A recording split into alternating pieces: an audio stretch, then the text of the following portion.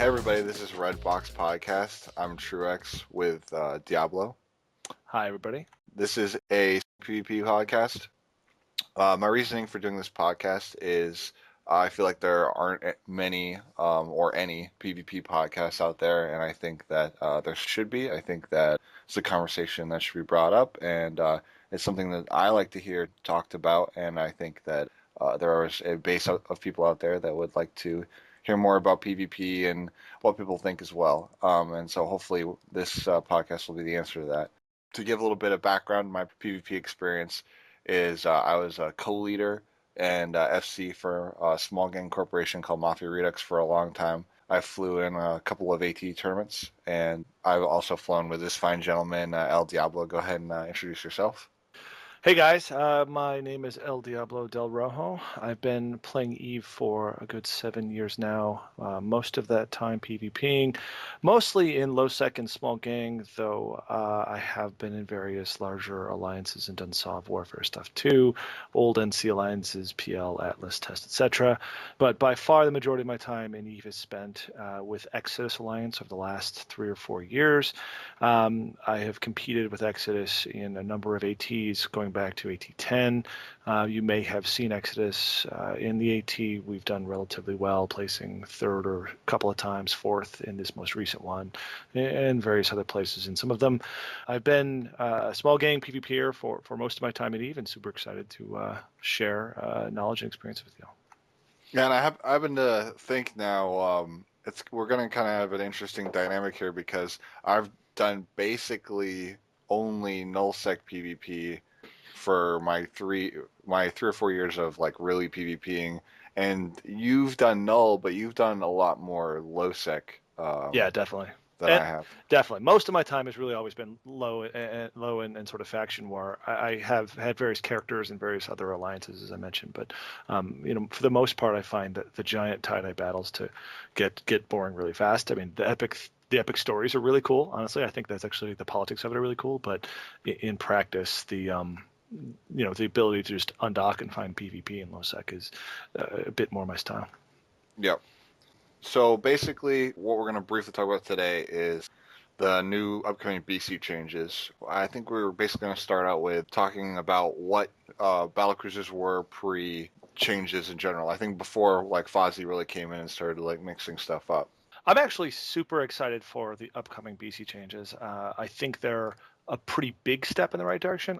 I'm actually not sure if they go quite far enough, but regardless, I think they're actually super great changes that Fozzie is pushing through. I think they launch in a couple of days on Tuesday, so super stoked for them coming out. And the reason for that is because a few years ago, 3 or 4 years ago, BCs for a number of years were sort of the go-to roaming ship for small gang PvP. That doesn't mean people didn't do the things they did, but BCs really had this great sort of flexible middle ground, good enough at a lot of things ability that made them sort of the go-to roaming ship, and I'll sort of detail kind of what that was. They were sort of they're tanky enough that they can engage bigger things like battleships. They do enough damage that they can really carry a fight when they're outnumbered. They were cheap enough that you can be super aggressive about using them and not feel bad, particularly when insurance was favorable towards them a number of years ago. But they also were flexible enough and fast enough that they can be used in a lot of different situations, and that made them, from a small gang roaming standpoint, super effective as a ship class, because you don't necessarily know what you're going to be facing. You're just going to jump in a gang, you're going to grab a group of your friends, you're going to undock and start driving around and see what comes along and try to fight it. And that, you need flexibility, but you need effectiveness, and that's something that they were really, really good at. They were sort of the go-to ship for a number of years for a lot of different uses, and through a number of different both sort of nerfs and buffs to other ship classes, they've really been missing from that spot, and I think it shows that you really don't see them anywhere near as often at all. Nothing even close to what they were anymore, but not even very commonly, period, in any type of warfare for the most part, though they do have certain applications in certain types of fleets. A lot of that, what's happened to them is similar to what's happened to a lot of ships, especially after like these changes that have started, like when when cruisers, when cruisers initially got buffed, there was a lot of stuff that you didn't see, and then, as stuff is getting buffed, you see other ships. Some in rare occurrences, it's to counter new ships that have come out, but more you're just seeing the new stuff that's getting buffed, and where its place is kind of being found in the game. It's kind of Absolutely. finding its place. Yeah, and there's always been sort of that like cycle of life in Eve where different classes, different weapon systems get nerfed or buffed, and that makes certain things, flavor of the month. But BCs were really fun for a number of years in a lot of ways. Though that said, True, what are some of the things that really sort of brought, in your mind, led to their sort of falling from grace as a common ship? Well, initially, I think that there was a lot of small nerfs that started hurting them. Like for Hurricanes, Hurricanes were the number one go-to kite PvP ship, and I think the thing that hurt them initially was the tracking enhancer nerf, and then the range prediction on them got like a lot less, and you definitely didn't see them anymore. And then the other nerf that hurt another BC a lot were when they hurt the damage platform for the Drakes, which is missiles. They what did they nerf specifically on them? They reduced the damage of heavy missiles, and I think they changed their application characteristics. Yeah, I think I think you're right. I think radius, velocity, and that kind of stuff. Yep. Yeah, I totally agree. So, and then probably the second change that brought BCs down in grace definitely was the warp speed changes. Like that initially hurt battleships and battle cruisers a lot.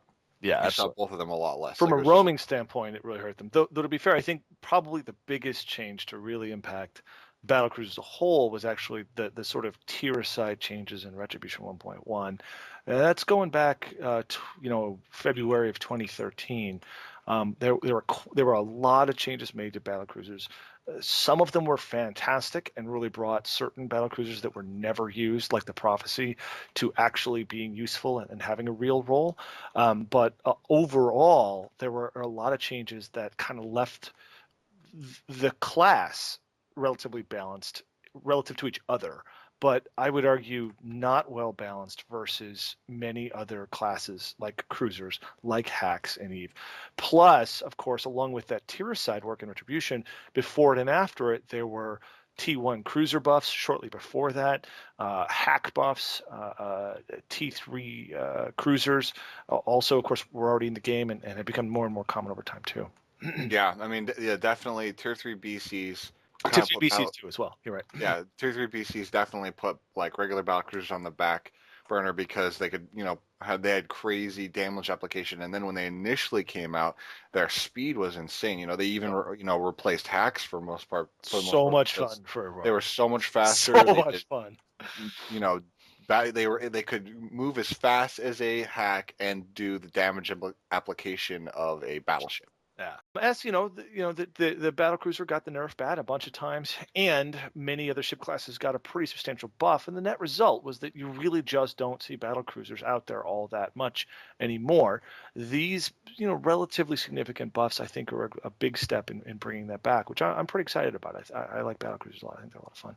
Yeah, I totally agree. I've definitely missed them, but I obviously, that said, I hope that these changes aren't going to lead to them, and I don't think it will lead to the massive Drake blobs that you would see, and all the time, but there's a little bit of concern about that, especially with Feroxes, but we'll go into that later. The first thing we'll talk about with the new BCs is kind of the interesting statistics that Fozzie posted about the different usage of the different ships. Yeah, which is interesting. Personally, I would have loved to see them also presented in context versus other classes, and maybe over time, which is to say, how much are BCs being used, frankly, less and less and less versus other classes over time. But that's okay. We can dive into what he's posted, which is relative to each other for each of the different BC ships. He posted 4 different statistics. How often are they jumping whether through gates or wormholes, ship by ship, and how much damage are they doing? And I said 4, one set of them being for the regular T1 and one set of them being for the fleet and navy issue. I think one statistic he definitely missed that he should have put on here was the participation in kill mails that these have been on. You know what I mean? How many of them got on kill mails versus the others, not just damage. That's fair, but the one thing I think we have that would be a little unfair is that I mean, that would be another slice of how much they used in PvP. The one thing that's not clear though is when you have a ship, ships like Brutixes or Cyclones that are primarily solo ships, right?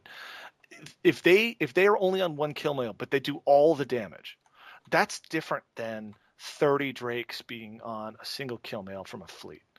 because that's just a different scenario. Like one, like if you only count that as one, that's not the same thing as the weighting by the amount of damage they did. So I actually kind of like the way he did this, because it definitely gives a little bit more fair representation to solo boats like Brutixes or Cyclones. hmm In the stats really quickly, and you can look this up if you Google BC changes Eve. You'll find this stats that we're looking at, and I can probably link it somewhere. Drakes are shown as the most traveled ship, and that's obviously we assume that that's in a PVE.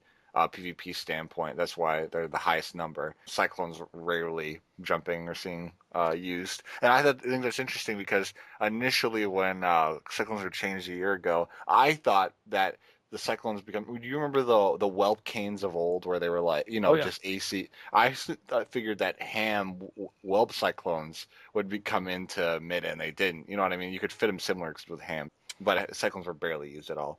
But into the damage, Drakes and Brutixes were actually very tied, and then like the Hurricane and Myrmidon like follow a second, and then you've got the Prophecy, Pharaoh, and then the three like least loved battlecruisers, Ferox, Cyclone, and Harbinger. Why do you think that the Brutix and Drake you would assume are at the top? Probably because of, like you said, they're both good solo boats. The Ham Drake, the Brutix, a blaster boat. But wouldn't you think that the Drake would be higher because of its ability to be used in ranged PvP as well as short range? I do, and to be fair, I think the Drake is at the top of that, just barely beating the Brutix.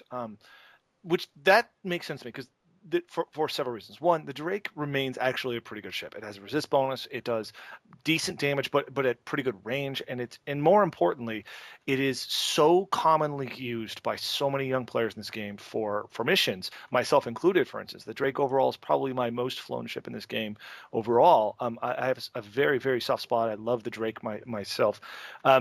Overall, so it's a very very commonly used ship by a lot of players due to it being great for PvE. Everyone has those skills trained up. And that What's makes surprising oh, is the go ahead. Brutix. Yeah. Impressively high damage there. And to be honest, I'm actually like I actually don't feel like I see Brutixes all that often. But to be fair, I think I mostly live in PvP in sort of the Black Rise Placid area, which is a fairly busy gang, low sec small gang area. Whereas I think what you're seeing there is a lot of Brutixes, a lot of people flying Brutixes off on their own doing solo work or stuff in maybe less populated areas, which is awesome, to be honest. I think that's fantastic. Do you think that it's so close, like it's up there because it does so much damage that is why it's bringing it up there? Because like everything you mentioned of why the Drake is strong, you don't really say those things about the Brutix. Like the Brutix, I That's mean, I right. guess in The a rail Bruce really only platform, has one job. His yeah. job is to get on top of you, scram web you, and blaster your face in, right? Like did rail Brutixes ever become a thing at all? Like that I didn't know about? No, to my knowledge, nobody's uses rail producers. This is not because it can't be done, but because there's just always better versions of that. Whether they're Feroxes, whether they're Eagles, whether they're Serbs, whether they're a million other things do what a rail Brutix does better than. And then I guess briefly, let's just say, why do you think the Ferox, the Cyclone, and the Harbinger were at the bottom of that statistic? Well, I think that all three of them suffer from a similar problem, which is similar problem to the idea of a rail Brutix, to be clear. That there are many other ships that do everything they do substantially better than them. The Cyclone and the Harbinger are interesting, right?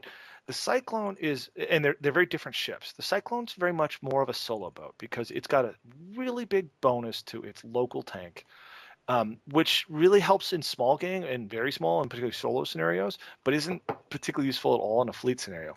A Harbinger is an interesting question. They actually used to be relatively common, but it is by the PvP damage statistic the least common, the least used of all of the T1 battle cruisers.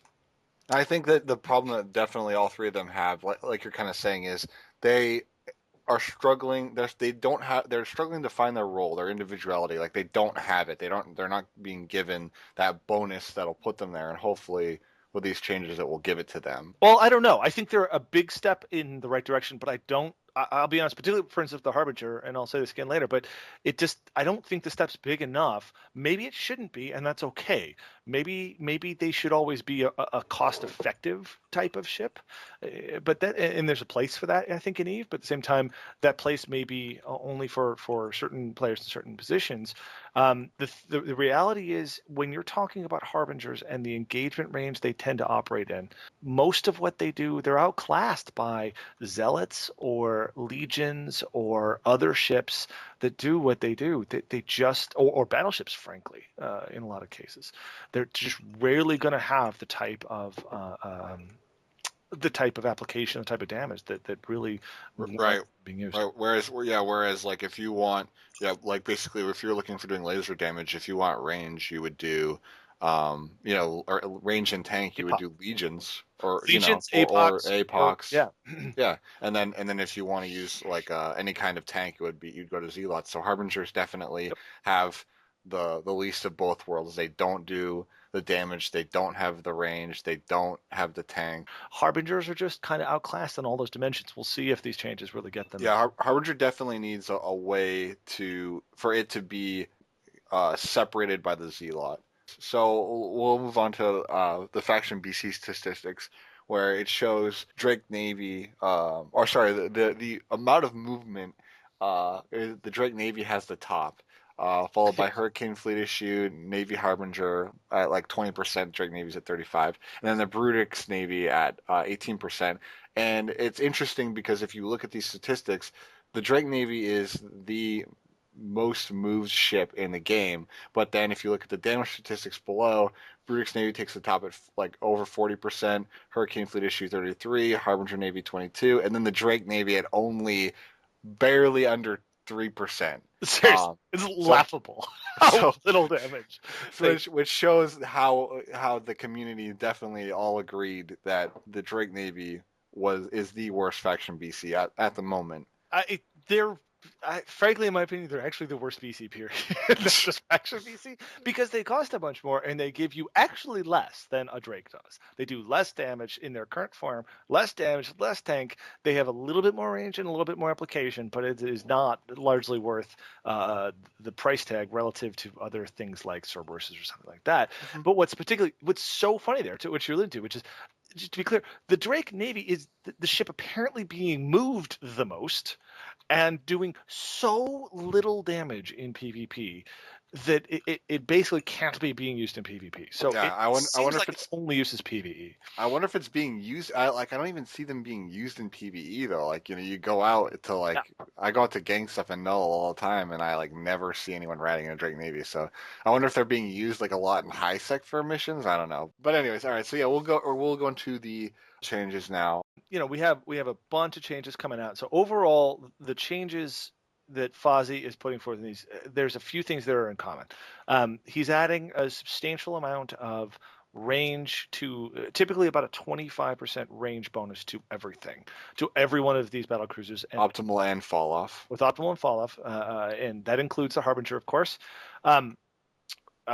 He's also typically adding various amounts to their mobility, both in agility and speed, some more than others, which are sort of interesting, and then various small improvements to their cap, their tank, typically the primary tank, but sometimes the primary tanking, shield armor, or hull, though it can vary, and sometimes fitting and sometimes drones, depending. Specifically with the Harbinger, you've got a 25% increase in their sort of optimal and their optimal and fall off of the medium energy turrets. And that's really the only significant change. They do add some speed too, to be clear. Sorry, they've added about 100. They've added a base of. They've added 25 meters per second to their base speed, which translates after MWD to 100 or so meters per second in terms of MWD adjusted speed. And that's important to think about. We're talking small game PvP. The vast majority of the time, if you see a battle cruiser, you can pretty much guarantee you it's got an MWD on it. You really don't use afterburners ever on battle cruisers. Their SIGs are not conducive to that, like a hack is, like an afterburning zealot, as a sig tanking zealot that can do. So battlecruisers, you can always assume MWD, and because of that, I'm going to sort of talk. We're going to talk a little about the MWD adjusted speed increase, because that's how you have to think about in game. Base speed going from 150 to 175 is not really as telling as what that means in practice when you run the MWD. And they've boosted about 100, 150, depending on how you fit it at speed, which is not bad, but not exactly going to make it a nano kiting boat. Yeah, and I mean, right now the big thing is in the game, because they're so slow. The only other prop mod you will see on a battlecruiser is a micro jump drive, and that has been a saving grace, something that's brought battlecruisers back into the meta recently, is the micro jump drive being allowed on battlecruiser hulls. So I think it'll be interesting to see now with these speed increases how much micro jump drives are still used. Probably initially they're going to be used as a dual prop situation where you'll have a micro drive and an MJD. But I think on some battle cruisers, especially like the Navy Hurricane, you could argue that you don't necessarily need it, because you can move fast enough. You can almost move as fast as hack. We'll go into that individually. The Harbinger, when you talk about the 25%, here's the trick, right? When you get into PvP, you have to understand what type of ranges mean what type of fighting, and how it impacts the actual like meaningful value. And this is a case, in my personal opinion with the Harbinger, that these changes don't add enough to make it really any different than it was. You've got 100 meters a second more speed. Okay, yeah, but it's not gonna cut anybody. Based on its layout in particular, there's not a lot of stuff it can do in a cutting scenario. And then the 25% range bonus means you're adding about 8 to 10 kilometers in effective scorch range. Typically, scorch on a Navy Harbinger is going to get you 30 kilometers, maybe 35, depending on the fit again. And you're adding 8 to 10 to that. So you're going to get out to like 40 to 45. But that change in engagement range, that really doesn't add anything to you. That doesn't change that ship in any way. The same things it could fight and beat or not beat are pretty much the exact same as it was. Beams are in a similar situation where you're going to add another 10 to 20. That's not bad, don't get me wrong, but it doesn't really change a lot. It needs to be given something that separates it, like maybe even more damage, or it needs something that sets it apart from the Zealot and from the from its battleship Exactly. option. AB sig tanking zealots have been a hallmark of this game for 5, 6, 7 years since PL came out with, and various other people, but it came out with the AHAC gangs. The AB zealots are incredibly powerful, and Harbingers. This change does not even remotely approach what it would take to actually make them viable. So I really don't see them being interesting relative to zealots, relative to battle or battleships. Like, the only advantage they have over these guys is basically price, but they're not that much more cheap. They're that much cheaper necessarily than something like an APOC. Yep. And then and then they were even they were given some armor, but I don't know if it was enough to actually. It's a little bit, but it's not a lot. The next one we'll go on to is the prophecy change that it's been given and it's a theme through all the drone boats, is a 12% bonus to drone max velocity. Frankly, I think it's a mild benefit to a brawling prophecy, or a brawling or sort of small gang prophecy, but not a particularly big gang, but has absolutely no impact. These buffs have no impact whatsoever on a fleet prophecy, which have certain uses, right? Particularly with the combination of the armor resist bonus plus their ability to use a good sized bay of sentries versus say a merm actually means that prophecies had real fleet value. There are absolutely viable fleet prophecy concepts, and this really doesn't change that anyway, but the buffs don't really improve it either. That kind of still brings them into a spot where they can be used in null, in range combat. Is the micro jump drives allows you to get onto your enemy with these stats that are given. It's definitely encouraging you to use heavy drones, or max damage moving drones, not sentries. Heavy drones. Well, to be clear, mostly heavy drones for something of privacy. I mean, I guess I don't. Well, with those stats, you can only fit 2 heavy drones. You can only, in a flight of damage drones, you can't launch 5 heavies. You launch 3, I think. A prophecy fits 3, just like it fits sentries. I mean, sentries. But you would, to do max damage, you would do 2 heavies, 2 Yep, mediums, and a small. that's fair. I think these changes aren't like a heavy increase to benefit prophecies. Like it's not going to be like a game changer. Oh, no. I think that applies to both the Harbinger and the Prophecy. That both of them are pretty much the same ships with small buffs, but not really much change there. Rather than swapping to other ones, let's talk Navy Harbingers then too. Let's talk about the Navy ships, their Navy counterparts, while still talking about them. So to put it in relative context to the Harbinger, all of the Navy battlecruisers tend to have substantially higher EHP, of course, because they get basically a plus 50% across the board shield, armor, structure, EHP buff. Fitting buffs, I think an extra a fitting slot or two, and significantly their biggest change across the board, generally speaking, is they have substantially better speed and agility. Yep. In a Navy Harbinger, if you think about speed and agility, right? If you think about a brawling scenario with 30 Harbinger type gang with supported by Logi or something like that, speed and agility doesn't do a lot for you there. Speed and agility is mostly a kind of nano kiting or maybe small gang type of scenario. So what do you think about a Navy Harb as a nano or kiting type of thing?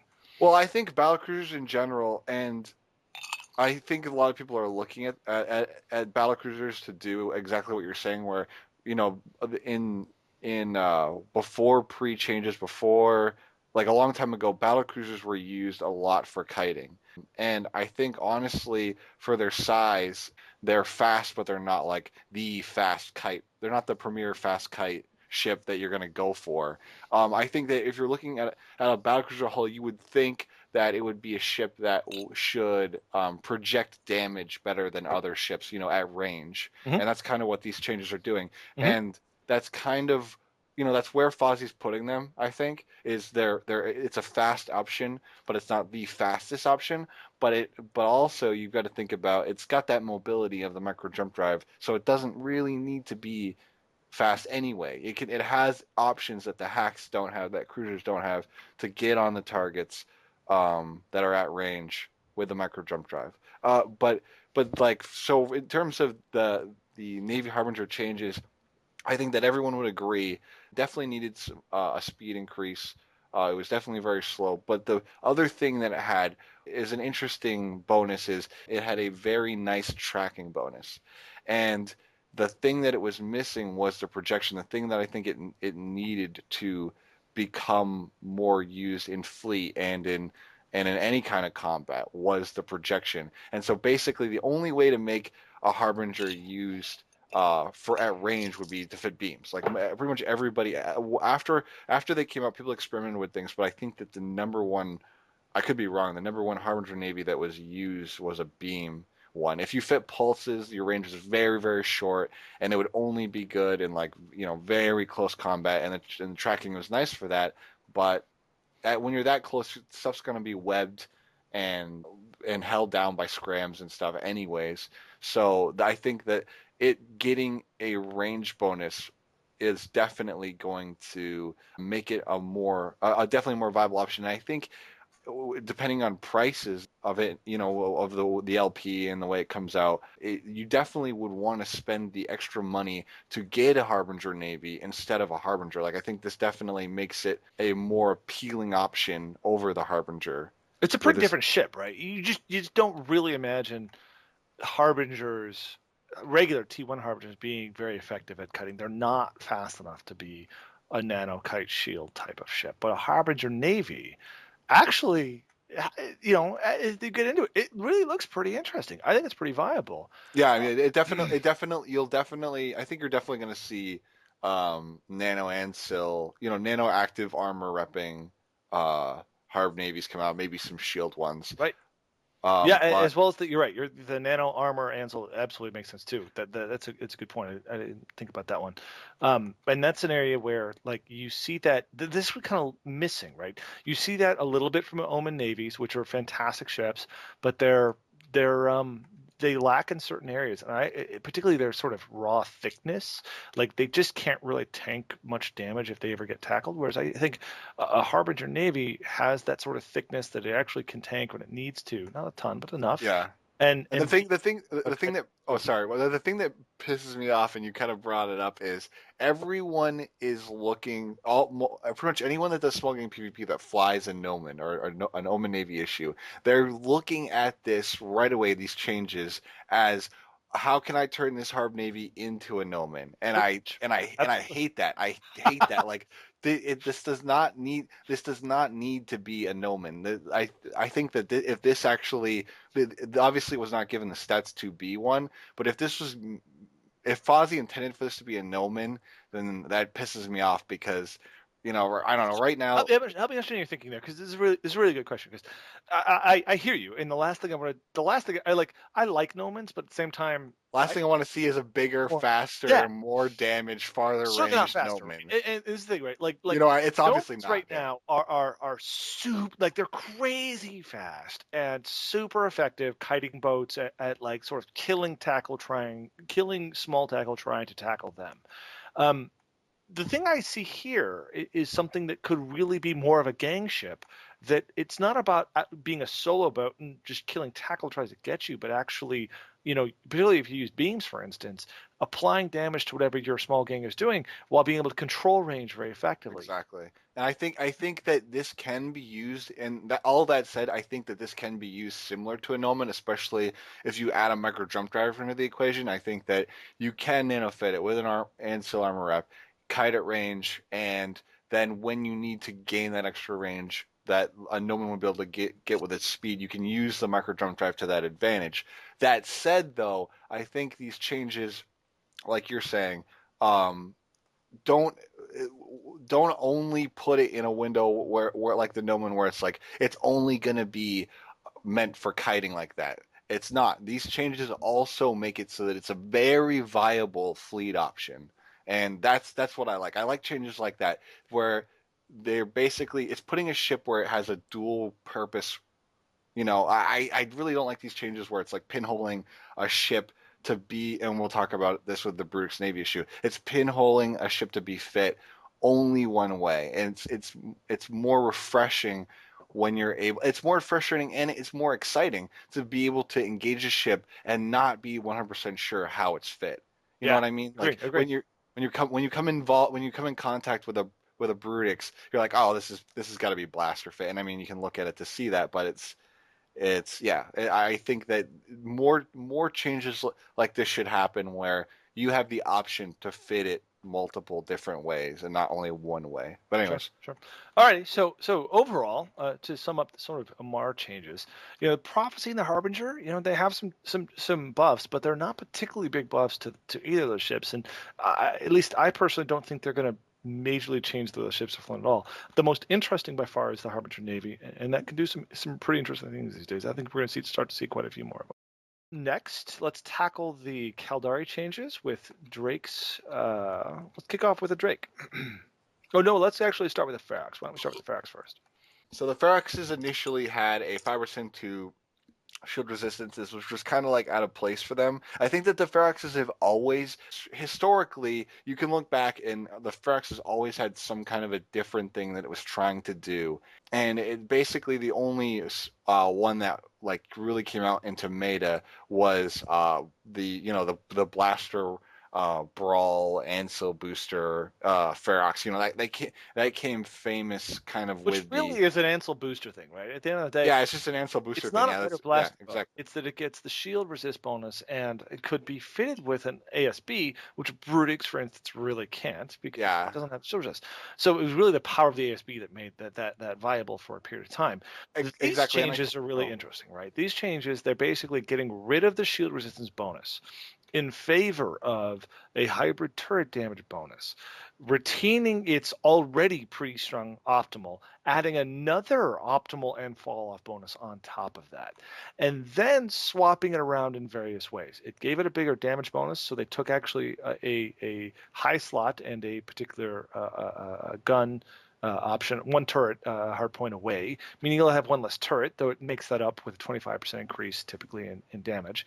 But it added another mid, and that additional mid lets it add another invuln, for instance, if it wants to make up the shield resistances, or have things like tracking computers, which make it a much more effective sniper. What do you think about this ship really? I mean, all these changes to me, True, scream sniper. Like, Yeah, it screams range fleet, and that's the thing is I think that has always been trying to give a role that turns it into a miniature rogue. You used to see rail rogue fleets all the time. Well, back when battleships were prevalent in big Sov warfare, and I think that the Ferox has always been tried to be turned into a miniature rogue, just like the Harbinger has always been tried to be turned into a miniature Baden, you know what I mean? And I think, like initially it was given this resistance bonus because doesn't the Rogue have one as well? yes, Yeah.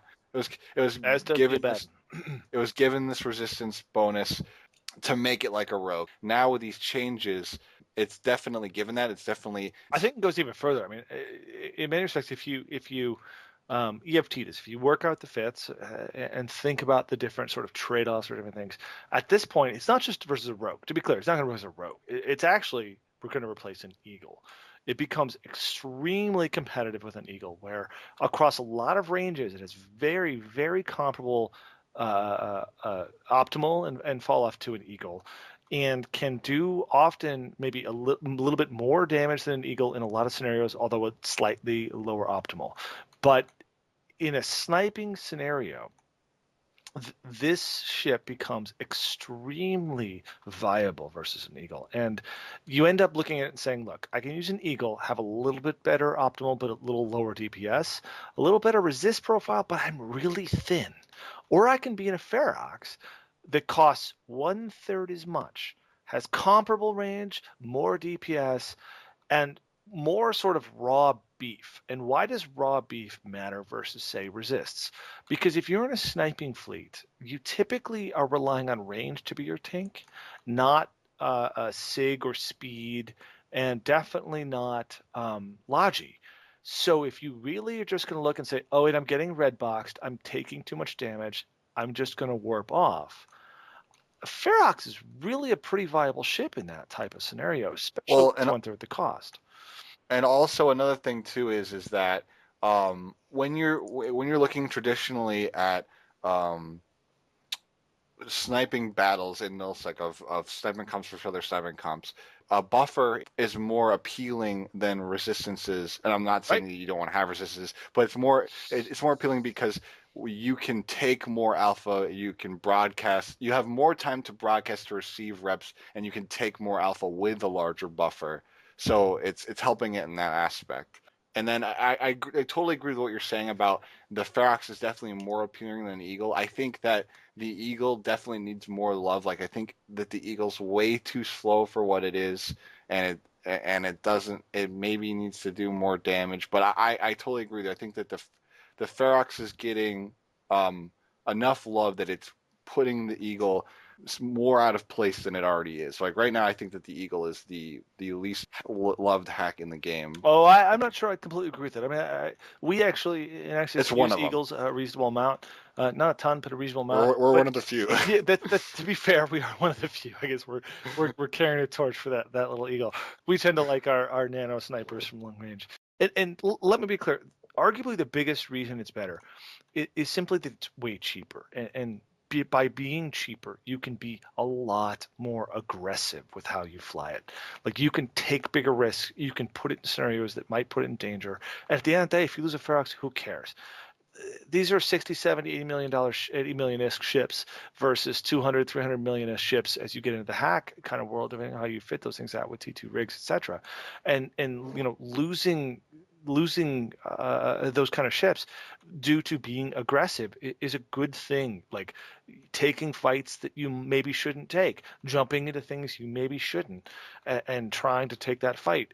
You can do that in less expensive ships that you probably shouldn't do in really expensive hacks, which is, at least in my personal opinion, why I love seeing this type of change. So this is certainly, in my personal opinion, a much bigger change than any of the Amara changes were. The Ferox looks pretty interesting. The changes to the Drake itself, not the Drake Navy, they've added some improvement to the fitting, a bit more to the shield, and a bit more to its max velocity and a little bit to agility, but overall, for the most part, the Drake stays pretty similar. Some nice buffs there overall. That fitting buff is in particular pretty interesting, as is the speed. In my opinion, the speed buff actually adds up to quite a bit. So if you think about a nano Drake, you're actually adding, and when I talk about nano Drake, I mean a Drake that's designed to kite. It's designed to stay at range on its enemy, MWD away from it. It typically has the reason it's called a nano Drake is it typically has 1 or 2 nanofibers in its lows. In many cases, these have been popularized. In fact, one particular corporation was particularly notorious for it by the name of Pod Liberation Army. So you will often hear sometimes people refer to these as Podla Drakes because they were super interesting, super fun, powerful little ships with a couple of nanos in them that move pretty quickly. Fitting a couple nanos means that the speed buff here adds you a good 160 meters per second. It certainly doesn't get you back to where the Drake was in the past, but it definitely helps quite a bit with the speed. And with its existing bonus, remains a pretty solid, versatile ship, as Fozzie's statistics made clear. I mean, you're definitely more of an expert on the Drake than I am. I've always hated the Drake. Not I hated it, but it's been my least favorite battlecruiser. I think in my limited experience with the Drake, though, I think that giving it this added fitting for power grid is good because in the times that I tried to fit like a ham Drake and sometimes a heavy missile Drake, it always had not enough power grid to make the fit work. You always had to meta out certain mods to make a ham Drake work with an LSC and a heavy missile Drake work with double LSCs or whatever. And I think that added power grid is going to give it the option to get a stronger fit out of it. Yes, you are absolutely right.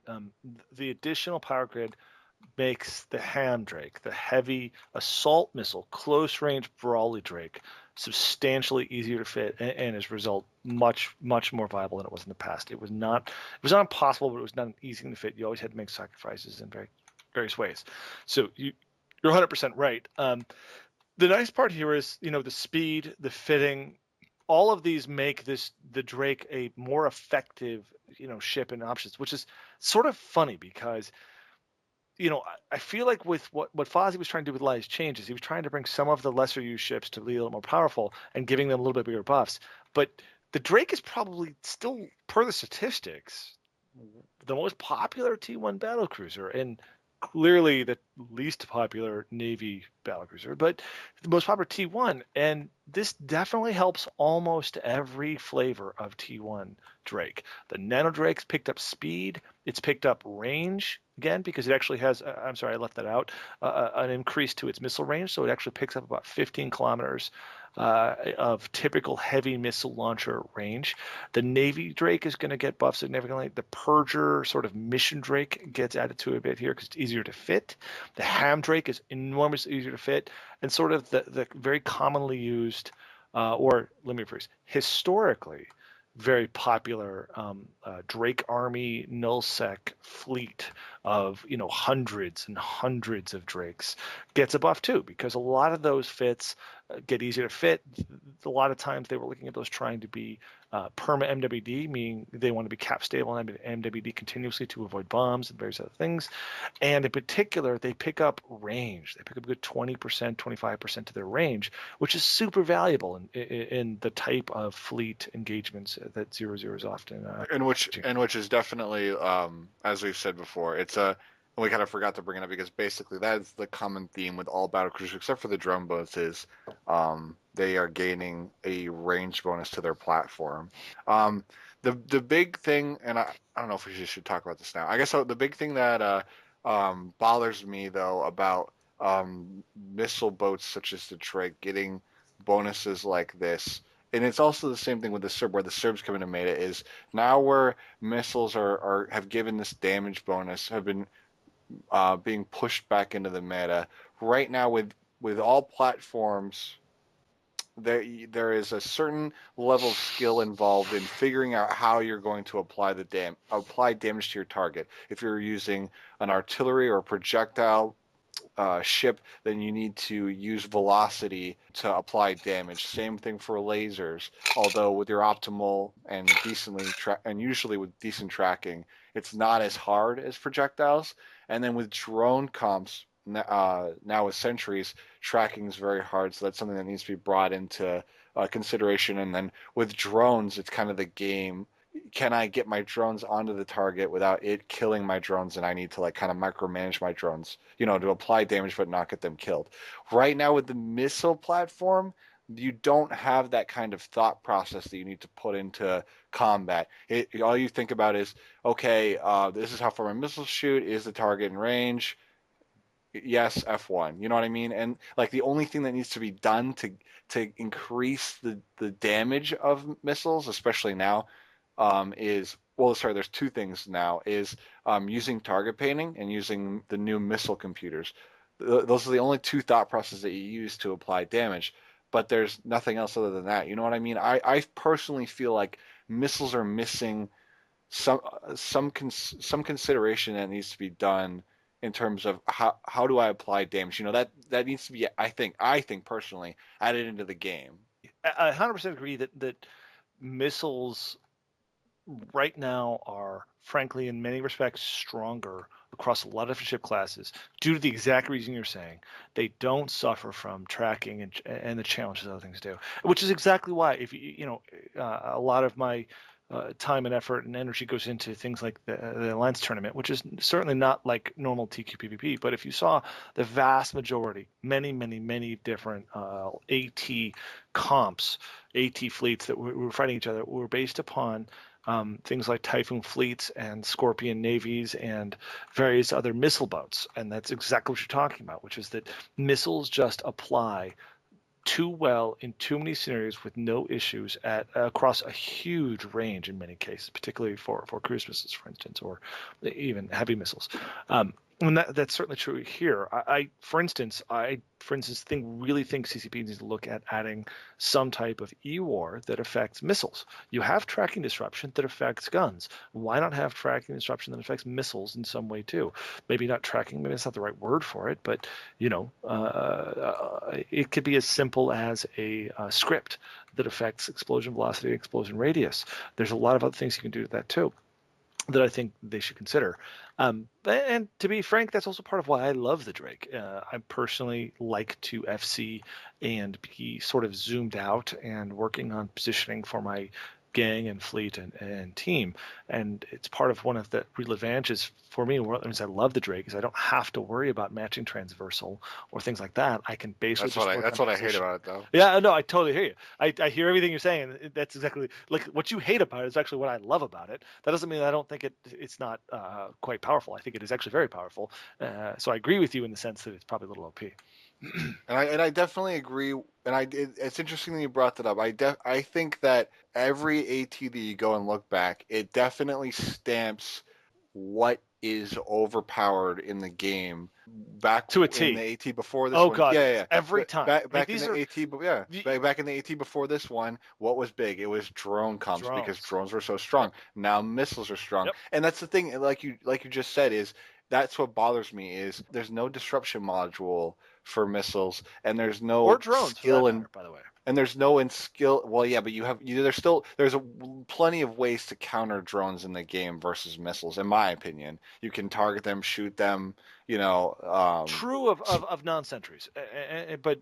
And to be fair, that's why they've been. Well, sentries you can still shoot too. If you have a range comp, I've shot sentries plenty of time. But anyways, that said, it's missing the two things to counter it that other boats have. It's missing some kind of disruption, and it's missing, I think, a second level of skill that needs to be added to applying damage to its target. That's why right now Dregs have always been, and right now always will be, the more used ship because they're easier to use. So you have all these new players skilling right into Dregs right away, right out of the bat, because and maybe there should always be a ship like that you don't have to consider that second option in PvP, which is, how do I apply my damage? Well, let's be clear. I think missiles have a trade-off, right? Their damage is delayed if you're shooting at range, and it doesn't perfectly apply. There are definitely scenarios where something like a torpedo does not perfectly apply to a frigate based upon. I'm generalizing. I'm not saying everything. My point is, it's not quite that easy, but you're absolutely right. You don't have to like micromanage transversal, and I think there's a place for that, and that trade-off inherently lends itself to PvE, which lends itself to newer players, which lends itself to a lot of newer players being skilled in this type of ship. I don't think any of that's bad. I actually think that's all perfectly good. I do think Yeah. guns overall are a little underpowered today relative to missiles. I think they're going to make their comeback pretty soon. Yep. But so that said, I do think these Drake changes are great for the Drake. I still think the Drake's going to be pretty powerful though, which is Yeah, as I it love will it, be. so I'm Yes, it super will. stoked about him personally. That said, I'm let's not. talk Navy Drakes. So Yeah, that's we're, fine. we're now going to take the Navy Drake, and the Navy Drake has some pretty huge changes now that are frankly pretty warranted. The Navy Fairly needed. Oh, enormously needed, right? So as we alluded to earlier in the sort of initial statistics grid, the Navy Drake was theoretically the most used ship in terms of driving around Eve, but so clearly the least used ship in terms of in the BC class in terms of actual PvP, and that is everything to do with the old Navy Drake's stats. It has substantially less damage than the actual T1 Drake, and does not get the resist bonus that the T1 Drake gets. It's a little faster, more maneuverable, and has a better application and range. But in practice, or at least let me rephrase, at least on paper, that does not even come close, and certainly does not warrant the substantially higher price tag. The changes. It's getting rid of the missile velocity bonus and adding back in the standard sort of ship defining shield resistance bonus of the Drake.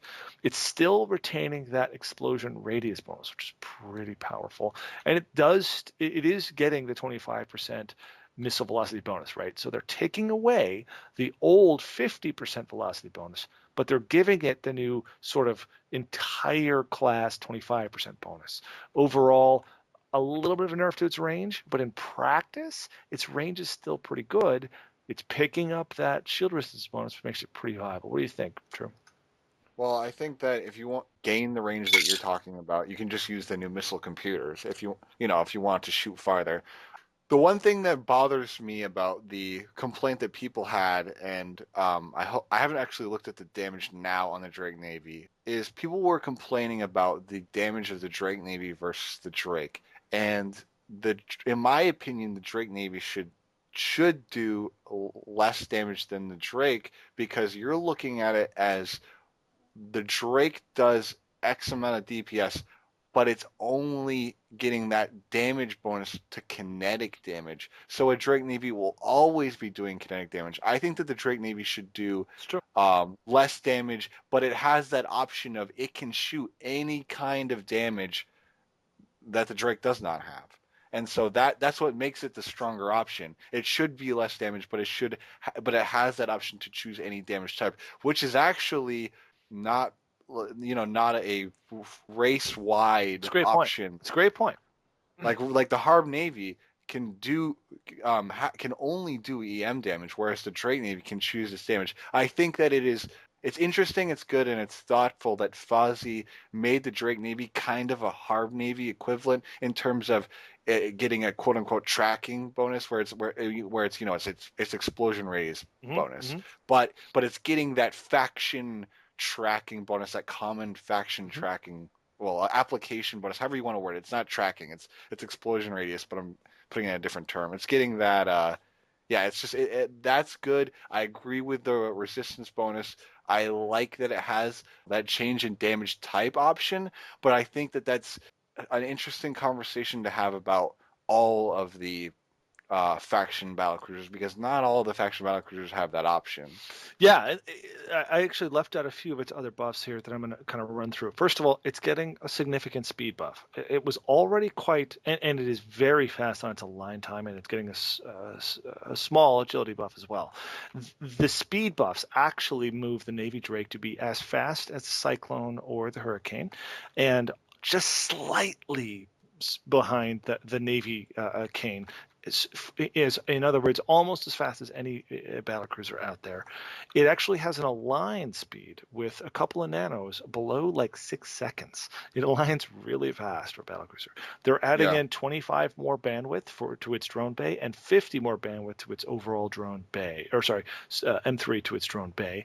Plus, they're adding in 50 power grid as well and 375 shield, giving it substantially higher shield too. Overall, they're giving it lots of things across across the board in all. Oh, and I left out a little targeting range buff there too. Lots of improvements in all the things. And to be frank, I think it's appropriate in a ship that was literally the least used to laughable degree in PvP. That's the thing, is that the nerfs that were brought onto the Drake, I personally thought were too severe when they were initially brought out. They reduced the damage of it so much in its platform. They reduced the speed of it so much.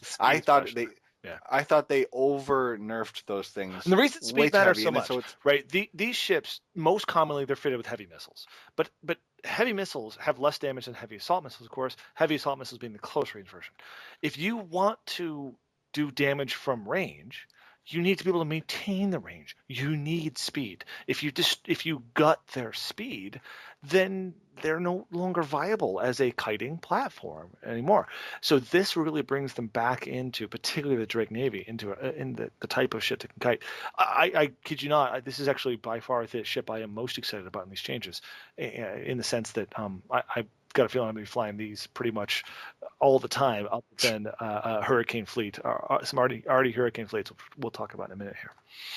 But I definitely, just to mention really quickly again, that speed increase is totally warranted, because when the nerfs came out to it and it was brought down so much, it was around the time that the T1 cruisers came out, which got dramatic speed increases. So that hurt the Drake even more. And then now, after the hack changes and the recon changes, where both of those have great speed increases, it needed to have this dramatic speed increase to be brought more into the meta in order to be able to give itself a chance to keep that range. But I personally think even though the align time is definitely very, very strong, I think that the speed increases are not an overpowering speed increase. I think it's no.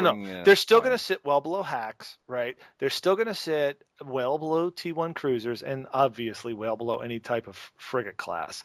They're kind of in a nice middle ground that makes them viable again, which they weren't. The problem is they weren't viable, which is why people didn't use them. So yeah, let's go on to Galente. Let's talk about the Brutix first. So the Brutix really wasn't changed. I think the only thing that was done to it was given more structure hit points, given 250 more structure hit points. And this basically is obviously a subtle implication that, yes, we like that you guys are doing this structure tank meta, and we want to see more of it. We want to see more but of it's it. only a 5% increase. It's not that. Yeah, it's not dramatic, but it's obviously it's still a subtle hint. The Brutix did get the 25% optimal range bonus. That is nice. It gives it that option for using rails as well, and this will help blasters a little bit, not much. But I don't think it personally. I think that you're basically, with these changes, still pinholing it to be a brawling structured tank ship only. Yep. It's not being given the total. I don't know. You could argue that you could use armor rail Brutixes as a fleet cover. Maybe that will become a thing. Maybe the Brutix will become is the problem. Maybe, yeah. I mean, well, you could say that for everything. Like, that's the thing, is that the Ferox is supposed to be the cheaper option to rail shield combat. The Brutix should be your option for armor rail combat, which is becoming a thing now. Like, initially, that, if you brought up armor rail ships as an option, everyone laughed at you, and now you see, rail armor demoses. You see those, and you obviously, the big thing that's huge right now is the armor rail Proteases. I think that more things should be done to make armor rail ships an option. You know what I mean? Well, maybe. I disagree, I think, a fair amount here with you, only in the sense that I think these changes are a nice little buff, and Brutixes and Murmurs as well are relatively popular, so they didn't need a big buff necessarily. But I don't think they're a very significant buff relative to, for instance, the Drake's improvements, which is even more popular than the Brutix, right? At the end of the day, if you wanted to make a Brutix more effective, what it does, it is still a blaster boat, and I don't think the optimal buffs the optimal range increase doesn't really help very No, much. it doesn't. A little bit, but not really. Not on a solo blaster boat. Like, it's a little bit better in certain applied scenarios where, certain things are happening, but not really. They needed, in my personal opinion, both the Brutix and the Merm, but the Brutix in particular, need a little bit more top speed. I think they should have had more top speed. At least that. Oh yeah, and you mentioned this to me, like so yeah, basically talk about that. Why do you think? And I totally agree with what you're gonna say, but why do you think that the Bruix needed more speed? Well, Well, what's your reasoning behind it's it? really just a relative thing, right? So you have hurricanes and you have cyclones that on a base speed are at 180 meters a second base, and I'm going to refer to base speed statistics here because fitting changes actual speeds quite a lot.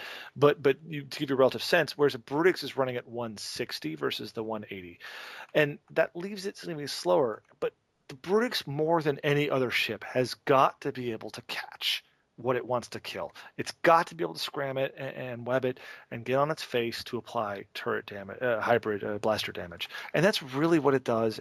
Plus armor, local armor tanking, right, or structure, to be clear. Either one of which is generally speaking best done by getting on something's face and applying damage. If you, the number one criteria for that is really just top speed and be able to close on stuff. Agility, of course, matters too if you can get in close to start and then try to out accelerate. But battle cruisers don't out accelerate anything at the end of the day. So Well, and top speed also that matters more than anything else. generally Bruix's armor fit, so Right. it's being hindered even more in that speed But that you it can needs to go catch sort of targets. no plate, just active armor fit, and that's not bad. Right. That's not going to work. Yeah, I mean Still not that's only going fast to enough. work for this. That's only going to work for the. That's still not fast enough, and that's only going to benefit the small gang. Sorry, the Solo. solo But or the very that's what it's small mostly gang used for. group. I think, to be fair, I could be wrong, but that's mostly what at least I've seen it being used for. Yeah, So, I anyways, agree. that's my take on the Brutix. What do you think on the Merm? The Mermis gained the 25% drone max velocity that all drone boats are Yep. getting, and I think that that's the only Basically, real the only stat. change. I mean, there's been a little bit of there's a little bit of capacitor tweaks, but that's only the real change. Yep. And I mean, the Merm is like the Cyclone, kind of thought of as the go out and solo PvP kind of thing. Yep. Like Double rep. if you want to use a drone based fleet option, then generally the Prophecy is going to be thought of. The Merm and the Cyclone are definitely the ASB armor, ASB shield. It's interesting. It's I like that you have that option of those kind of ships used for that situation. I'm not really sure what I think about where it falls in the meta right now. I don't. I kind of wish that it had an option for like a kind of like another option. Like that's the thing where if you engage it, you have a pretty good idea of how it's fit. I think personally it would be refreshing if you had a little bit more you could do with it, but Yeah, that's fair, but it's with so many ships in the game, it's hard to give every ship not just every ship one that good option, role, yeah. but two. This is what's so hard about what you're proposing. But I understand your point. Merms, I think, are really interesting, and I think they're actually a really pretty good and also very flexible ship. You can completely viably ASB shield tank a Merm, which sounds weird. You can completely viably double, triple armor wrap a Merm. I'm guessing you could probably structure tank it, though I've never really run the numbers on it. Point is, there's a lot of flexibility to it. The one thing that just concerns me, it's similar to the Brutix, it is literally the slowest of every single battle cruiser, and it's not getting a speed buff. It's getting an agility buff, but not a speed buff. And it's significantly slower on a base speed. You're talking about 145 meters a second versus, we were just talking about the Brutix at 160, which is 15 faster. And then you talk about like a hurricane or a cyclone at 180. Let's be clear, we're talking about 35 meters a second, but that's not the same thing as when it gets magnified by an MWD. You're actually talking about 200 or 300 meters per second difference in the speed. It's really lacking in speed, in my personal opinion. I think it should have had a speed buff. Yeah, and I agree with you. I think that that's the big problem with these two ships. Definitely thought of as a solo or a small gang Yep. option, and you're you're not giving them the speed that they need to catch things in a solo situation. If you want the Merm to be a solo boat that people will go out and use, it needs to be given more tools to catch its target. I'm not saying it needs to be, an overpowered kite, 3,000 kilometers a second ship, but it definitely needs, in a meta where its other counterparts are able to go faster. I think that it needs to be given that option. And I think the BNI is going to sort of have the same problem. I think that the BNI basically the BNI has already has a 10% damage bonus per level with a 7.5% tracking, which is good, and I think it's interesting. And it has the optimal bonus for hybrids, and I think with all of those things it gives it that armor rail composition thing that I was talking about. But it also gains a structure bonus. Sorry, it also gains what is that, like 5% to its structure. It picked up 5% of structure, yeah, and it already had and a little capacitor tweaks. It already had a big bonus to EHP, and particularly structure. So Yep. in terms of structure tanking ships, it is generally speaking the premier structure tanking ship. Fit full structure tank, it can easily have 150,000 plus EHP in terms of structure tank or overall tank there, which is a lot for a battlecruiser. That's well above most battleships in a lot of different configurations. Now, of course, that's a structure tank. It does not take reps very well, but in raw EHP, it's pretty strong. Now, what I think is interesting is, so think about the Brutix Navy issue and what these changes are and how it's set up.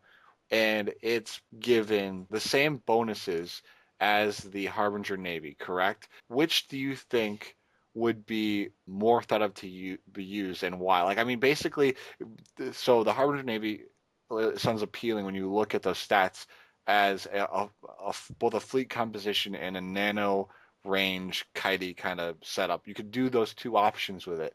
But the Brutix Navy, people are going to look at it and structure tank it.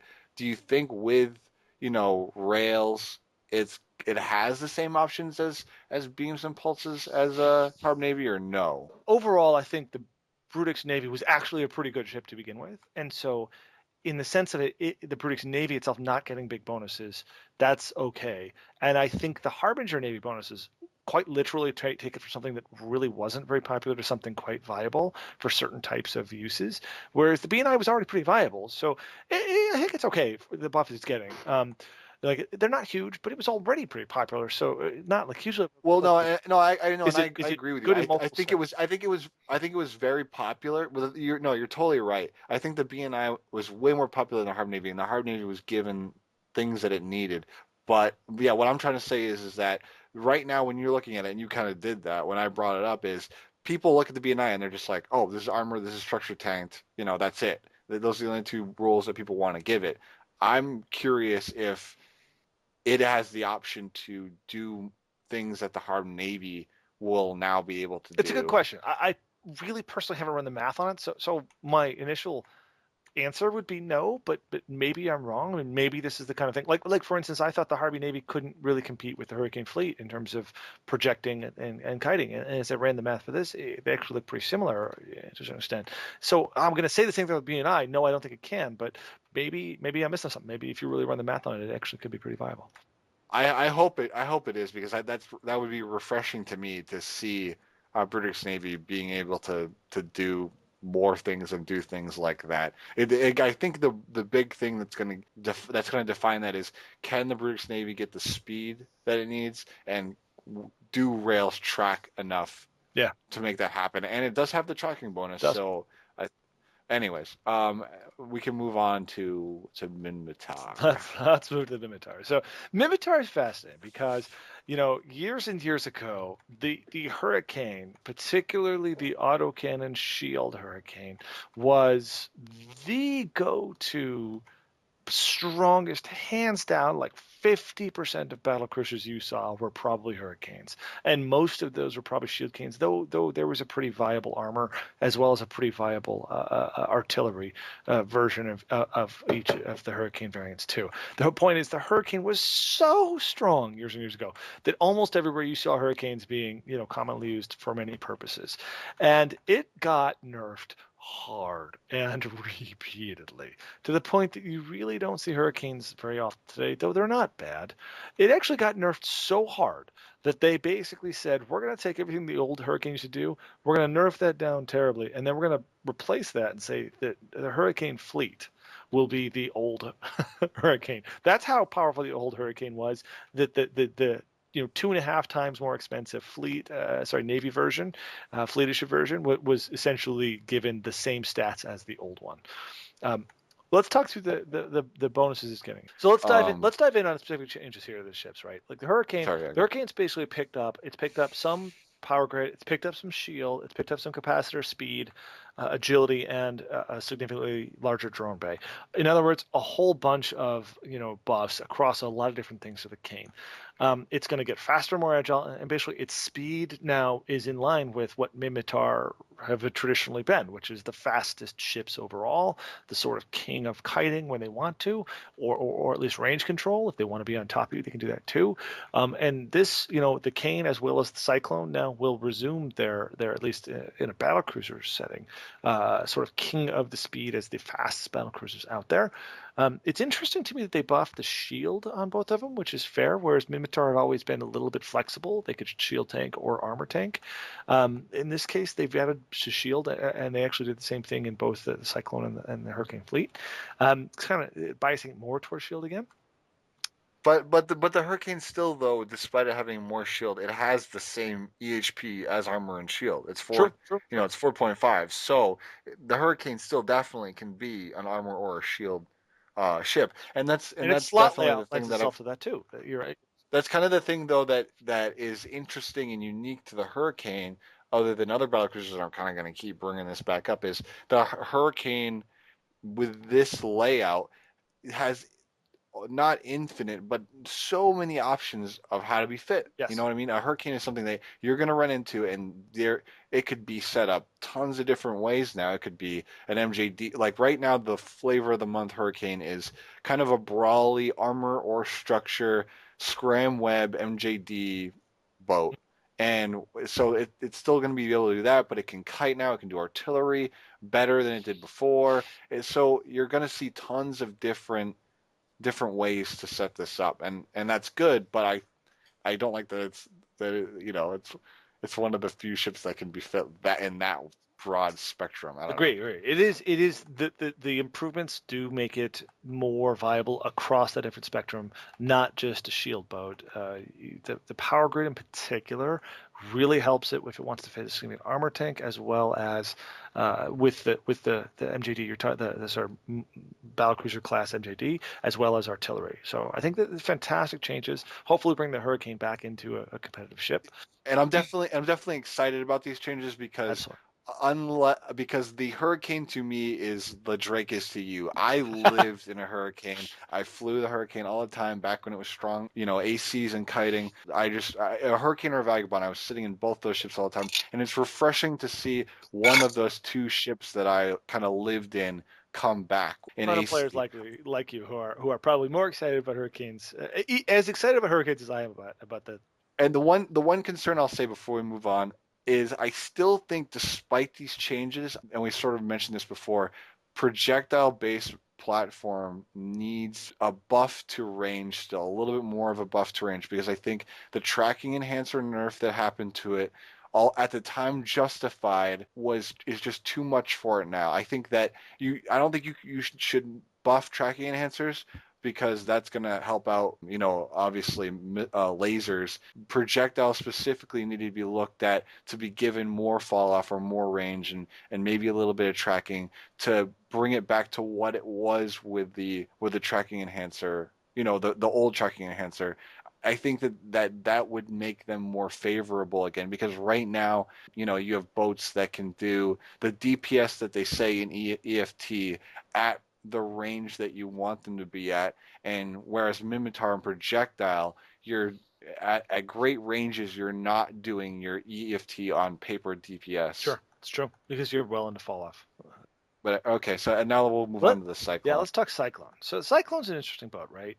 It's sort of one of the strongest sort of solo boats out there because it had a pretty big shield buffer. If you not buffer, excuse me, shield boost amount bonus, and if you combine that with an ancillary, one or two ancillary shield reps, you can have a pretty big local shield tank. It doesn't get a resist bonus, but it's always been one of those things that when you see it, you pretty much know it's going to be fitted with a big local shield tank, relatively speaking. It makes it a great solo boat. Now, realistically, the changes here aren't very big. It picks up some speed. Again, it and the Hurricane are now the fastest T1 BCs. It picks up some shield, some cap, and of course, it gets the same missile range bonus. The problem is the range bonus on a Cyclone really doesn't do much for you. The vast majority of Cyclones you find are going to be ham-fitted for a lot of reasons. Heavies just don't make a lot of sense on the ship. It's got to be able to tackle stuff to do anything to it. And in particular, it still lacks things like lock range that make a heavy missile ship actually viable. So almost every Cyclone you're going to find these days are ham-fitted. That missile range bonus is nice, but it takes your sort of ham damage application range from like 15 or 16 kilometers, sometimes 20, to like 20 to 30. Depending on whether you've got Tech 2 sort of high damage rage missiles or what do you call them, faction missiles in there. Yep. But in that range, that's nice, but I mean, it's definitely needed. Sort of. It definitely increases your options when But when in you're a in this cycle, when you you're in the always have a traditional. scram. Well, You're a scram no, boat. I agree, but Well, just think of scrams it this way. operate 10, So 8 to 12 kilometers. just calm down. So You're correct, but think of it this way. Okay, so when you're when if you look at like a Cyclone video or of a Cyclone in combat, from my standpoint of using it like this. So if you jump, this does give you the option of when you jump into a gate camp, when you're trying to engage a gang, you will have the option now with that range bonus of being able to, especially with hams, shoot at things, drive away things that you need to make your fight happen. If you have, an interceptor that's tackling you at range and you're trying to go for, a single ship, you can, you'll be able to have that little added range to not have to switch ammo maybe and drive off that interceptor to then kill your the thing that you are trying to scram, and it also gives you the option to start applying damage sooner before you go in and scram things. Like I agree with you that it's only in theory needs to do damage as far as the scram range, but not in reality, because there are plenty of situations where me flying and this is before obviously an AC Cyclone, where I would use range to negate damage when I was fighting something, and I would use that range. I would apply onto my target, and then around, if I felt that I could go in and scram the target, then I would do it. You know what I mean? And this gives you that option. You can sit at range and shoot at your target and apply damage and feel out if you think you can go in and scram it and then do so. Whereas before you had to be directly on top of it. So I mean, yeah, it's still not giving you enough range to be crazy, but it helps. It also with the velocity. It's not only increasing your range, but it's increasing the speed in which your damage is applied, which is good as well. yeah. For him. So actually, so I hear you. Personally, feel like Yeah, I'm not saying this is enough. I actually think the problem is not with the Cyclone. The problem is actually with hams. Hams ought to have a little bit, not a lot, but a little bit longer range and or a little bit better application, in my personal opinion. If you think about Well, like you say that though. blasters, If you want to say that, you want to do blasters. Though, no, yeah. they're not the same, but they're the close range version versus rails is all I'm saying. Like the close range version applies relative, has substantially better tracking than rails. Hams do not apply a lot better than heavy missiles, and I think they ought to actually apply better than heavy missiles, for instance. And this is part of the problem. So you're talking about the idea of chasing off an interceptor, which to your point, basically what you're saying is if I have an interceptor pointing me and I can't scram him, of course he's way faster than me. He's going to orbit around me. I can, use my Navy, sometimes use my Tech 2 precision and apply those at a little bit longer range and drive him off. Whereas before I wouldn't have been able to do that. Well, go fly interceptor and get shot by hams. If you speed, you don't care. You just don't care. But that's the problem with hams for the most part, I think. I agree, and I mean, and the thing is I say that obviously people listening to this are gonna say, well, you can just use your drones to drive it off. That's totally true. I'm just saying that not I'm okay. That was a bad example using interceptor, No, but it's not. It's not you can use entirely true because although yeah. to be clear, one of the things they did here is we should note they actually added 25 M3 to the drone bay as well, not to the bandwidth, but the drone bay of the Cyclone. So now you can fit a full set of mediums and a full set of lights, which actually makes your point more effective. You can choose to use your Warriors to drive that scepter off. Warriors aren't foolproof though to driving scepters off. I mean, there are scepters that can, particularly if you add in anything like Lynx or Snakes, they can last for a little while under Warriors. They can outspeed those still a little bit. So I don't know. I think it's not a bad change. I don't think it'll have a big impact on the use of the Cyclone. I think the Cyclone still is what it is, and this is nowhere near a big enough improvement to.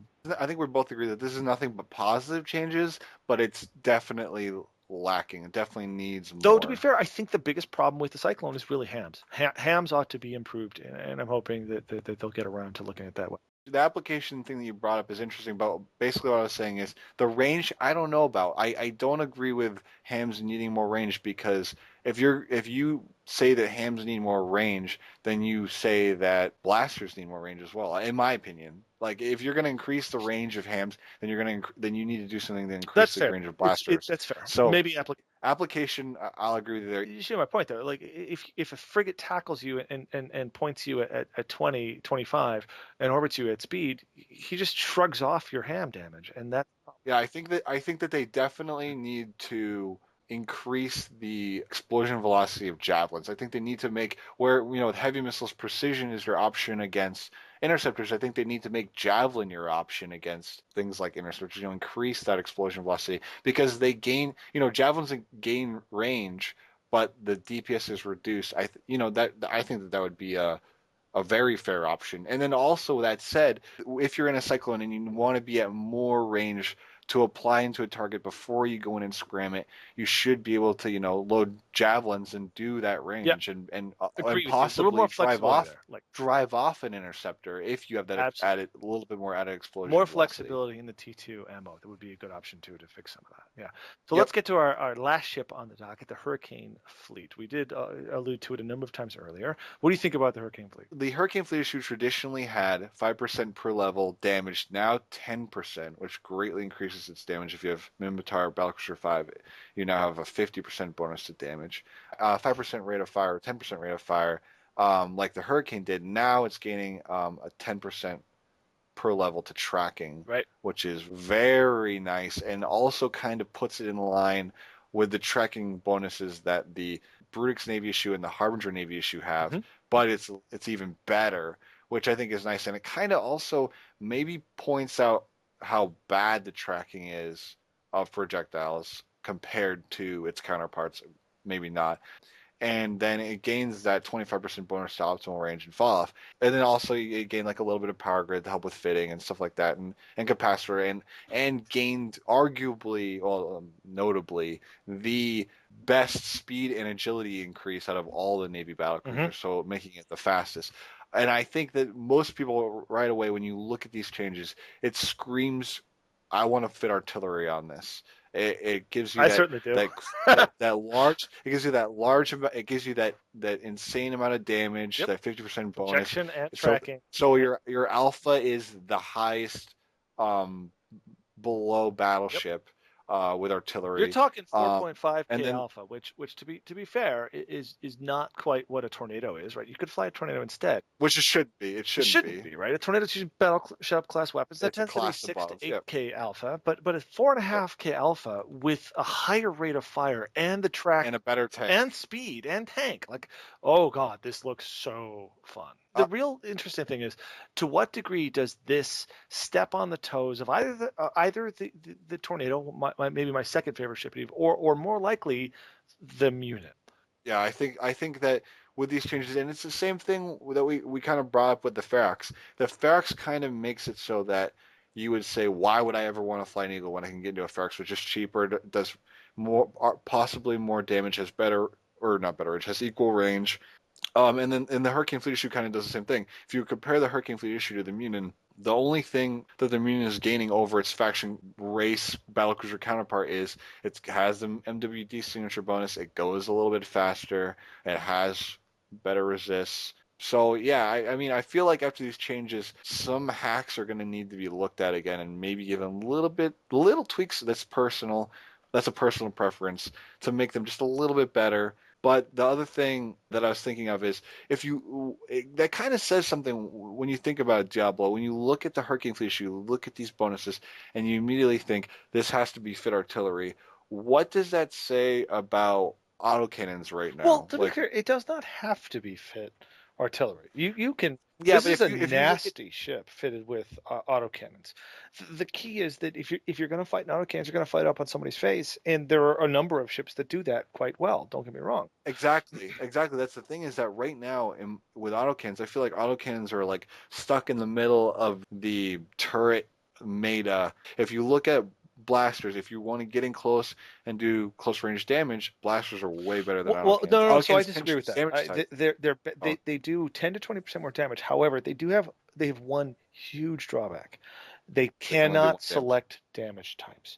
And Yeah. in certain scenarios, particularly for instance, in my personal experience in alliance tournament setting, that's hugely important. Being able to choose your damage type in order to select ammo that does more damage against whatever you're fighting's weaker resists is actually potentially enormously valuable, especially when you're talking about being locked into kinetic and thermal blaster damage against Tech 2 Galenti or Tech 2 Keldari or T3, where you're basically shooting to really high resistances that make them a lot weaker. Whereas that's something that I think that's a massively underrated advantage of autocannons that make them, in my opinion, just as effective as blasters, arguably more in a lot of scenarios. The difference to me is that so much of Minmatar is biased towards shield, and because of their shield, you just don't have the mids if you're fitted shield to be able to scram and web stuff, meaning that you can't necessarily get your tracking down well enough to really apply quite as well as blasters. Well, I've seen plenty of armor, canes. Just don't feel like they do the damage to bring them in place. But like you said, maybe We maybe just don't the see a fact that lot of they you don't see a lot can of choose types short is range good. armor brawling fleets. I mean, the Proteuses, for instance, No, you don't. You you see don't, you rail don't. Yeah, Proteuses, right? Because yeah. that's just not what fleet combat tends to be. Whereas, you I'm not talking about no fleet composition yeah, only, but yeah, I know what in you're the saying. small gang scenario, you do see it, and I think autocans. I actually would fly an autocannon ship most in a gang setting, not necessarily a solo setting, but in a gang setting, just as much, if not more often, than because of its flexibility. Because you can't always count on being at the perfect range to do the damage to the thing you want to, and that's where autocan's flexibility, being able to do reasonable damage out to 20 or 30, does really actually benefit them. But if you look at this, well, kind of where I was going with after that is, so yeah, you could argue about the blasters thing, short range, like you were saying, and I agree with you. But the other thing too is that if you look at autocannons and EFT, especially on this ship now, the way it's set up, it still doesn't have like this. It has like arguably similar range as a pulse fit Harb Navy, but it doesn't have the application. Like yes, and yes, like you said, you could argue the The same thing. Hurricane fleet. Well, hard navies are only going to do EMP, whereas the Oh, but it's got Hurricane Fleet alpha. issue And this is can. alpha is so underrated. Well, no, I know, but I'm talking about just Oh autocannons yeah, autocannons, yeah. specifically. I'm When talking you, artillery now, but yeah. yeah, I hear you. I'm talking about autocannons right now. Like with autocannons, you can shoot out arguably to the similar range as pulses, but you're only doing kinetic and explosive damage with barrage, Yeah. and you're not No. applying But that's not fair. consistently like pulses Well, are. you're no, you have to think of that I disagree because if don't think Scorch, think Conflag, right? Think close range stuff.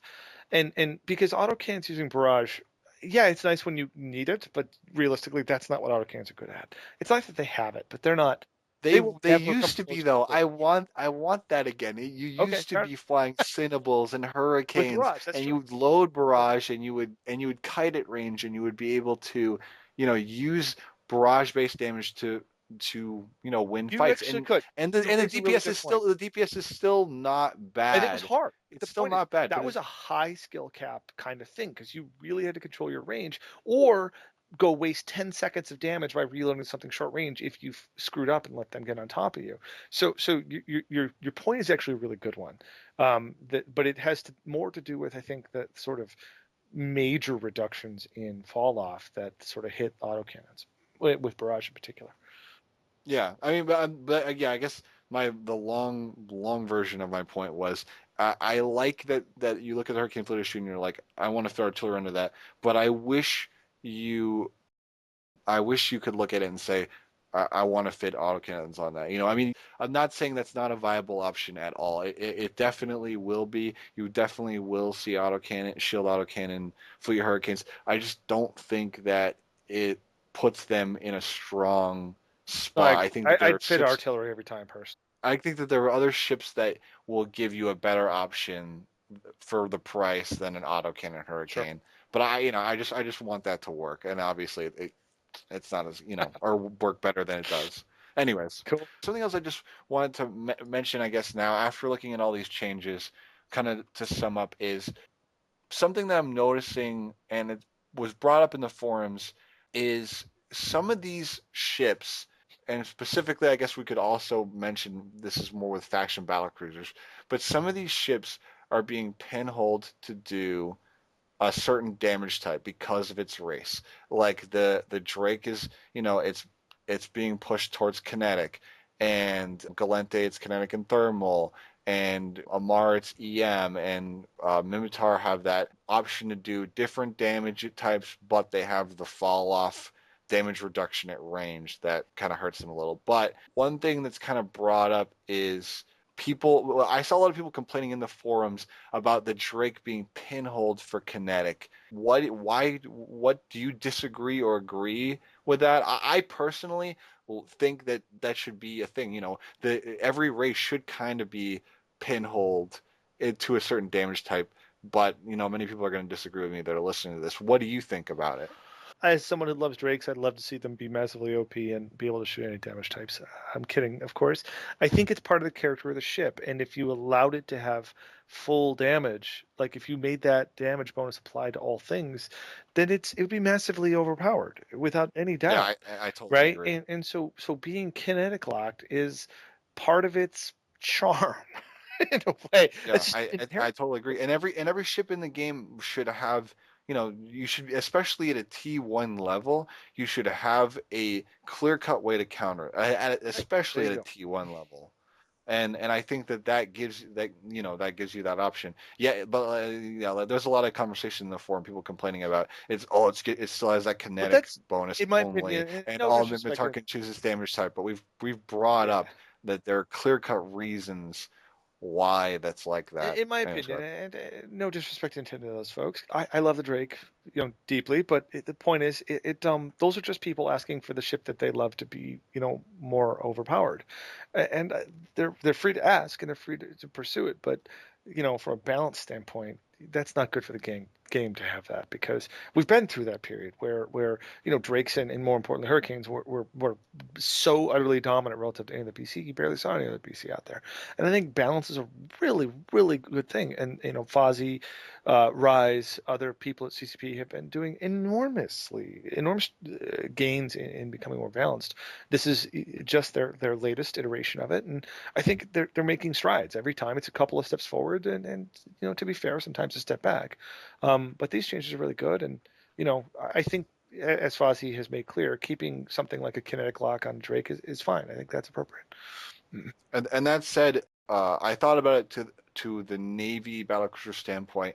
When you think about the Navy battlecruisers, the Brutix Navy does kinetic and thermal. You know it's going to do kinetic and thermal. The Harbinger Navy, you know it's going to do EM damage. But the Drake and the Hurricane Fleet issue, they have that option to It's do true. any kind of damage type. What do you think about that? I mean, I think each of those ships, actually, I think all three of those ships with the exception of the Navy Harbinger, to be fair, are going to be pretty popular after this. I mean, the BNI, the British Navy, has been pretty popular due to its tremendous, not so much as damage, but it's good damage. It's huge damage, but it's tremendous structure tank along with that potentially. The Drake Navy has not been popular, but it's going to be now because of the speed and resist benefits it gets, plus the selectable damage for PvP in particular, maybe not PvE. Hurricane Fleet is going to be a super popular boat. I think the Navy Harbinger is probably going to be the least popular of the four.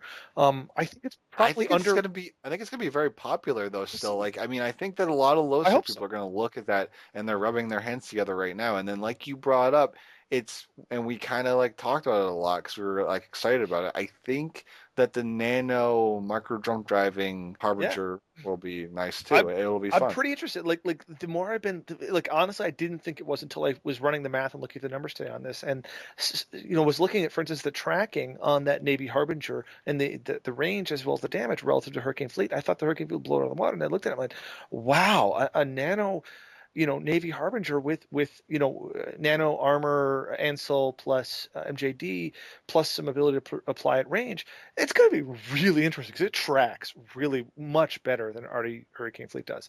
It's going to be, I think it's going to be one of these ships that's a little less popular because it's not obvious why it's good. Over time, it will gain a reputation as being pretty nasty. Personally, I'm a big fan of these changes. I'm super excited about them, and I hope CCP and Fozzie and Rising, those guys continue thinking this way and thinking about how they keep adding small to medium sized gang options to the game. I think these are a great step in that direction. So super stoked. Yeah, I think this definitely brings them more into the meta, and a lot of people voice concern about for ISK value. In terms of ISK value, this makes the faction battle cruisers a better option than command ships right now in combat, and I agree with it. But obviously, those command ships are gonna come around. Like those are gonna Well, they're get going to get buffed. buffed, and but to be fair, Don't I command ships do people that are something concerned different. about Their that. their job They is do, links. they do. But that's the thing though is that you want to see, I want to see, and I know you want to see command ships as an option for combat. I not just for links only. And I think pinholing them for links only is kind of boring. I'm hoping that you It's a get good point. more combat options. CCP did this push for a while. They've constantly been trying to push it so that you want to use command ships for links more than Tech 3s. But the big reason that you don't is because they're kind of lacking, not all of them, but a lot of them are lacking in things that you would want to be for combat. Like if you want to do a kiting composition with links, you're going to use off-grid links because you can't use a Sleipnir or a Claymore, in my opinion, in a kiting comp. Well, they don't have the speed. They obviously the Artie Sleipnir has the damage projection, but to make the Artie Sleipnir fast enough, you have to like link it, and it has to have those links. It has to have things. It has to be nanoed. Especially with how fast its counterparts, its T1 and its faction counterparts are going to go now. It's definitely going to need a speed increase, I think, to bring it more in line. So you bring up But that's just you my bring personal up two opinion. or three really great topics for a future podcast. Which is what do you, first of all, how do you balance links? Right now, you have on-grid versus off-grid links. You have a lot of preference for off-grid in many cases, though not every. You have they've been making steps towards obviously bringing that back in line as they nerfed the heck out of T3 links, so pretty appropriately. And a lot of debate then that falls on about what do you do with command ships, and I think there's a lot to discuss about that. So Wrapping up, I'd like to hear from everyone that listen to this. What do you guys think about this? What do you think needs to be done to improve upon it? Do you like these kind of podcasts? Would you like to hear more of them? Also, what kind of topics would you like to hear us talk about in the next episode that we've got other ideas, but I'd like to hear from, listeners. What do you guys want to hear us talk about? And if you are listening to this, I really appreciate it. And I really appreciate the feedback, positive or negative. Any closing things that you want to say, Diablo? thank you guys all for listening, and we really appreciate it, and would love to hear your feedback. Yeah, and like I want to do this for not only because I enjoy talking about this stuff, but I want to do this because I want more people to be able to listen to PvP podcasts, have that option. I don't think that option's out there, and it needs to be. Kill2 kind of did it. I tempted to do it. I don't know if any of these listeners listen to old Redbox, but I want to make it a thing. So yeah, definitely the more encouragement we get, the better. I really appreciate it. All right, thanks everybody for listening, and have a good one.